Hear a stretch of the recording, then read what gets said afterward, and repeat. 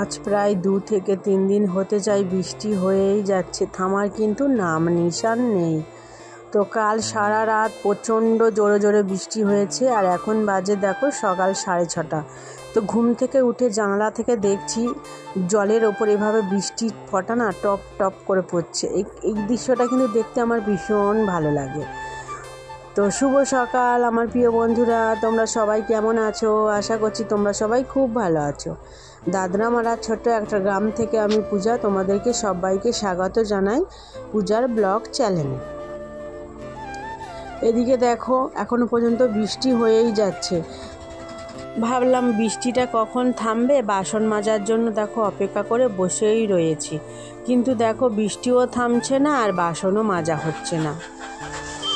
বৃষ্টির কারণে সকালবেলা হাঁটতেও যেতে পারছি না। তো কি করব বলো? তোমাদের দাদাভাই ফুচকাও বিক্রি করতে যেতে পারছে না, প্রায় 4 দিন বসে রয়েছে। এভাবে দেখো একটু একটু করে সংসারে যেটুকু সঞ্চয় ছিল, তো সব একটু একটু করে সংসারে কিন্তু খরচ হয়ে যাচ্ছে। আর হঠাৎ করে এদিকে মেঘলা ওয়েদারের জন্য সোনামারও ভীষণ জ্বর, এতটা পরিমাণ সর্দি, দম ফেলতেই পারছে না। তো কি করি এখন? এগুলো ভেবে ভেবে যেন মন মেজাজ একদমই খারাপ হয়ে যাচ্ছে। একটু ভালো লাগছে না, জানো তো, যে কবে যে বৃষ্টিটা থামবে। অনেক সময় কি বলতো, অতিরিক্ত গরমের চাপে কিন্তু আমরা বলে থাকি, হে ভগবান কবে যে একটু বৃষ্টি হবে। কিন্তু বৃষ্টি হোক, মাঝে মাঝে যদি 1-2 দিন করে বৃষ্টি হয় ঠিক আছে, প্রায় 3 থেকে 4 দিন বৃষ্টি এক নাগারে হয়ে যাচ্ছে। আর আমাদের যে ব্যবসাটা কি বলতো, ফুচকা নিয়ে রাস্তায় ঘুরে ঘুরে, মানে পাড়ায় পাড়ায় ঘুরে ঘুরে বিক্রি করার ব্যবসা। তো এভাবে মুষলধারায় যদি বৃষ্টি হয়ে যায় তো আমাদের ব্যবসা কিন্তু বন্ধ হয়ে যাচ্ছে। তোমরা দেখেই বুঝতে পারছো আমাদের দোকানটা না বেশি বড় নয়, ওই যে ঘরের দাবাটার মধ্যে যতটুকুই মানে দোকানে মাল যারা রাখা যায় তো সেইটুকুই দোকান। আর অনেক দোকানে মাল জালও নেই, তাছাড়া খরিদ্দারও আমাদের দোকানে খুবই কম, যেহেতু আমাদের পাড়ায় অনেকগুলো দোকান হয়ে গেছে, এমন রেষারেষি কারবার। তো সবাই জানো তো মানে কি খরিদ্দার কি বলো তো, যে দোকানে বাকি বেশি দিতে পারবে সে দোকানেই তারা বাজার করতে যাবে। তো আমাদের দোকানে আগে খুব ভালো বিক্রি হতো, জানো তো, দোকানের ভাষা আমাদের সংসারটা চলে যেত। কিন্তু এখন তা নয়, জানো তো, খরিদ্দার কমে এসছে। আর সারাদিন কি বলো তো, 200 টাকাও লাভ হয় না বসে থেকে। তো এইভাবে কি সংসার চলে যায়? তো এটাই চলে না, জানো তো। কোনো মতে আমি ফুচকার ব্যবসাটা শিখে এসেছিলাম, আমার মামার ছেলেরা ব্যবসা করতো না, তো ওদের কাছ থেকে ফুচকার ব্যবসাটা শিখে এসে তো বাড়িতে ব্যবসাটা কিন্তু শুরু করেছিলাম প্রথম আমি। তোমরা আমার অনেক ভিডিওতে দেখে নেবে। প্রথমে কিন্তু আমি ফুচকাটা ব্যবসা করতাম, এমনকি আমাদের এখানে পুজো হয়েছিল, পুজোর অনুষ্ঠানে 3 দিন আমি দোকানদারি করেছিলাম ফুচকাটা। আর ওই ছোট্ট রাজস্বীকে আমার মায়েদের বাড়িতে রেখে রেখে আমি কিন্তু ফুচকার হালটা ধরেছিলাম। আচ্ছা, তাছাড়া দোকানের সামনে ফুচকাটা বিক্রি করতাম, কিন্তু তোমাদের দাদাভাই কিন্তু আমাকে হেল্প করতো না। আমি নিজে ভাজতাম, নিজেই ফুচকার আলু সিদ্ধ করে নিজেই কিন্তু বিক্রি করতাম। তারপর ওকে অনেক বুঝিয়ে সুঝিয়ে রাজি করিয়ে কিন্তু পাঠিয়েছি। এটাই কিন্তু আমাদের বাড়ির লোক একদম রাজি ছিল না যে আমার ছেলে কেন ফুচকা বিক্রি করতে যাবে, কিন্তু সংসারের কষ্টের চাপে ও কিন্তু বেরিয়েছে অনেক বুঝিয়ে সুঝিয়ে। তাছাড়া ওকে ফুচকার ব্যবসাটার মানে পাঠানোর জন্য, ফুচকার ব্যবসাটা ওকে নিজে করার জন্য আমাকে কিন্তু অনেক স্যাক্রিফাইস করতে হয়েছিল, সবার কাছে গাল মন্দ খেতে পর্যন্ত হয়েছিল। তো যাই হোক, দেখো এখানে সকালবেলা বসেছিলাম, তো তারপর ওই বারান্দাটায় বসে বসে ওখানে বাসন মেজে নিলাম। আর এই দুধটা জানো তো কালকেরই আনা হয়েছিল, তো কিছুটা দুধ রয়ে গিয়েছিল, তো ওতে একটা আমুল দুধের প্যাকেট কেটে দিয়েছিলাম 6 টাকা। তো আর যে লিকুইড দুধটা ছিল ওই দুধটার মধ্যে আমি ওই পাউডার দুধ মিক্স করে আর চা বানিয়ে নিয়েছি। সকালবেলা কী বলো তো, বৃষ্টির মধ্যে একটু ঠান্ডা ঠান্ডা ওয়েদারে এই চা রুটি খেতে ভীষণ ভালো লাগে। আর আমাদের দোকানে জানো তো ওই রুটি পাউরুটি এইসবগুলো মানে যে দাদাটা দিতে আসে ওনার কাছ থেকে একটা 30 টাকা দামের প্যাকেট পাউরুটি নিয়েছিলাম। তো কিছুটা বিক্রি করেছিলাম দোকানে, আর 4 পিস মতন আমরা 3 জনে কিন্তু খেয়ে নিলাম। তো চাটা খাওয়া কমপ্লিট হয়ে যাওয়ার পরে দেখো দিদা এসছে, মানে আমার দিদা আমাদের বাড়িতে একটু বৃষ্টিটা থেমেছে। তো দিদাকে আর কি দেবো বলো, তো হঠাৎ করে জানো তো গ্যাসটা শেষ হয়ে গিয়েছিল, মানে চা করার পরেই গ্যাসটা শেষ। তো তোমাদের দাদা ভাই 10:30টার দিকে গ্যাসটা ভরতে গিয়েছিল, এখন বাজে 12টা। তো এখন দেখো আমি একটু খিচুড়ি বসিয়েছি, ডালে চাল এই মাত্র বসিয়েছি, মানে সবেই ফুটটা ধরেছে, এখনও কিন্তু চাল ডাল দেখে তোমরা বুঝতে পারতো সিদ্ধ হয়নি। তো ডাল, আলু, টমেটো আর একটু পুঁই শাকের পাতা ছিল, সেগুলো আমি দিয়ে দিয়েছি। একদম নর্মালভাবে যেরকম খিচুড়ি বাচ্চারা খায় সেভাবেই বানিয়েছি। তো এদিকে দেখো সেই সকালবেলা ডিম টোস্টটা বানিয়ে দিয়েছিলাম। মেয়ে কিন্তু ডিম টোস্টটা খায়নি। ওকে কখন এই যে কিষানের জেলিটা এনে দেবে, মিক্সড ফ্রুট জেলি, ও কিন্তু এই জেলিটা কদিন ধরে বায়না করছিল, কিন্তু আমি বাজারে যেতে পারিনি বলে কিনেও ওকে খাওয়াতে পারিনি। তো তোমাদের দাদাভাইকে বলেছিলাম, ও বলছিল কোথায় পাওয়া যায় আমি জানি না, ও কিন্তু এগুলো এনে দিতে চায় না। তো আজকে অনেক বুঝিয়ে সুঝিয়ে একটা দোকান থেকে খুঁজে নিয়ে এসছে, 20 টাকা নিয়েছে, বেশি দাম না। মেয়ে কিন্তু ভীষণ খুশি এই জেলিটা পেয়ে। তো দেখো তাড়াতাড়ি করে বসে পড়েছে জেলি দিয়ে রুটি খাওয়ার জন্য। তো ও এইগুলো খেতে কিন্তু ভীষণ পছন্দ করে, জানো তো। রুটি দিয়ে ডিম, তারপর এভাবে জেলি দিয়ে ডিম টোস্ট, এগুলো কিন্তু খেতেও ভীষণ পছন্দ করে।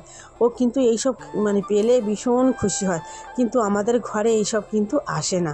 ও দেখো নিজেই ওই প্যাকেটটা খুলে নিজেই চামচের মাধ্যমে দেখো লাগিয়ে দিচ্ছে। ও কিন্তু দেখো খুব আনন্দ সহকারে চেয়েছিল।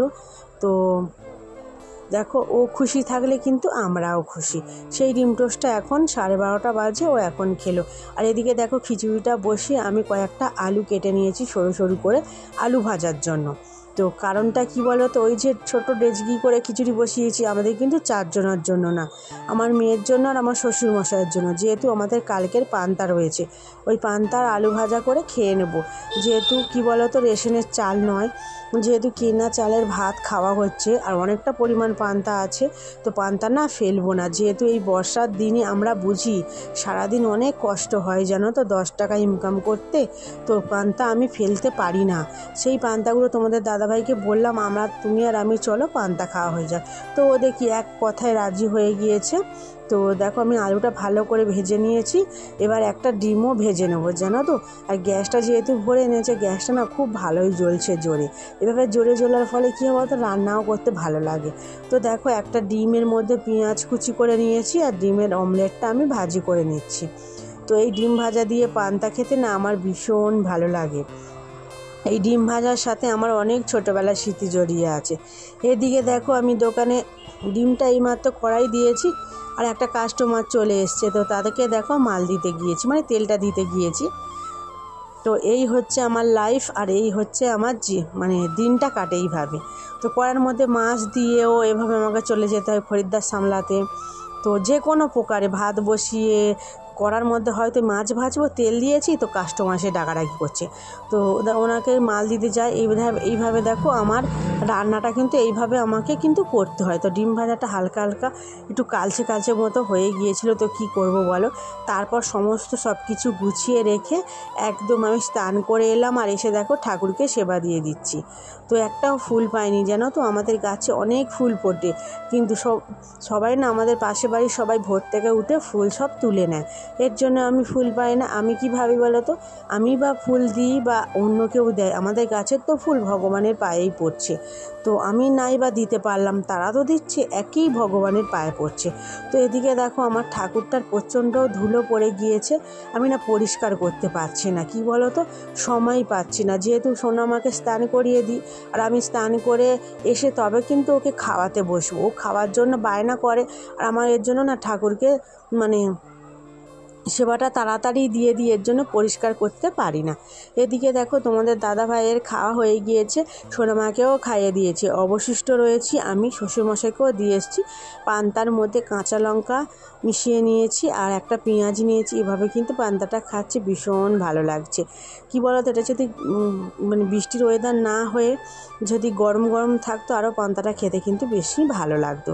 এদিকে দেখো সোনামার জ্বর এসছে, কাশছে, তো ঘরে একটু ওষুধ ছিল, ওকে আমি ওষুধটা খাইয়ে দিলাম। আর ওষুধটা আমি মানে কোনো এমএল মেপে খাওয়ালাম না, কেন বলো তো, ওই যে এমএলটা ভেঙে গিয়েছিল, তো এর জন্য আমি মানে একটা মাপ রয়েছে, যেহেতু একই ওষুধটা আমি ওকে ছোট থেকেই খাওয়াচ্ছি, প্যারাসিটামলের এই ওষুধটা। আগে খেত 150 পাওয়ারের, এখন খায় 250 পাওয়ারের। তো আমার না জানি কতটা গালে দিলে কেমন হয়, পরিমাণটা কিন্তু আমি জানি, তো এর জন্য ওকে আমি এভাবেই খাইয়ে দিলাম। আর এখন একদম মানে সন্ধ্যা হয়ে গিয়েছে, 8টা বাজে, তো বিকেল থেকে বা কোনো দুপুর থেকে আর ব্লগ করা হয়নি। তো যেহেতু আর মানে ভালো লাগছে না, শুয়েছিলাম আমরা তিনজনে।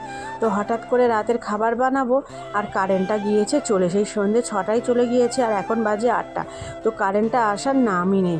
তো কি করা যাবে? তো আমরা যদি তিনজনে থাকতাম তাহলে নাই ম্যানেজ করে মুড়ি হোক বিস্কিট হোক যাও খেয়ে নিতাম।